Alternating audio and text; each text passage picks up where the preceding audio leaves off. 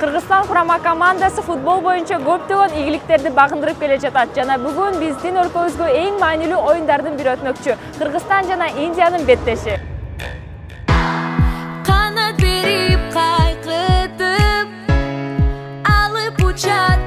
Футбол байыркы замандан бери келе жаткан спорт оюндарынын бири болуп саналат. Жана биздин өлкөбүздө дагы бул спорт өнүгүүдө. Жакында гана биздин сүйүктүү шаарыбызда Кыргызстан менен Индиянын футбол боюнча улуттук курама командалары беттешип, 2-1 эсебинде кыргыз футболчулары жеңишке жетти.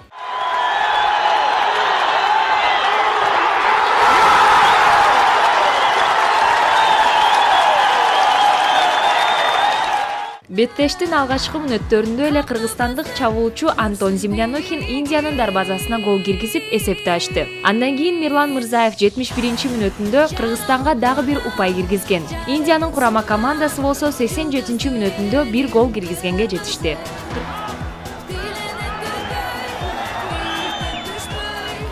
Кыргызстандын футбол боюнча улуттук курама командасынын күйөрмандары футболчуларды колдоп, кубанычында чек жок болду. Бүгүнкү күн Кыргызстан үчүн аябай чоң жеңиш болду. Себеби Кыргызстан курама командасы Индия курама командасын 2-1 эсебинде жеңди. Бул биз үчүн чоң жеңиш. Биздин футбол алдыга өсө берсин, өркүндөй берсин. Кыргызстан алга! Бүгүнкү оюндун эң мыкты oyuncusu деп мен Антон Землянухинди айтмакмын.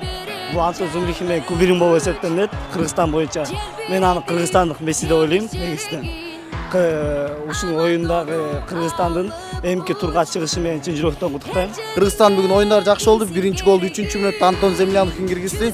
Оюндун 15-мүнөт калганда Мирлан Мырзаев киргизди. 2-1 Кыргызстан утту. Кыргызстандын футбол боюнча курама командасы 22-мартта Мьянма курама командасын 2-1 эсебинде утуп, Азия чемпионатына жолдомо алган. Ал финалдык бөлүгү 2019-жылы 5-январдан 1-февралга чейин Бириккен Араб Эмирлигинин 4 шаарында өтөт. Ага 24 команда катышат. Ар жыл сайын футбол боюнча биздин курама командабыз жаркын ой пикирге ээ болуп жатат. Жана биз футболчуларыбызга ийгилик каалап, өлкөбүздө дал ушундай жеңиштер көп боло берсин демекчибиз.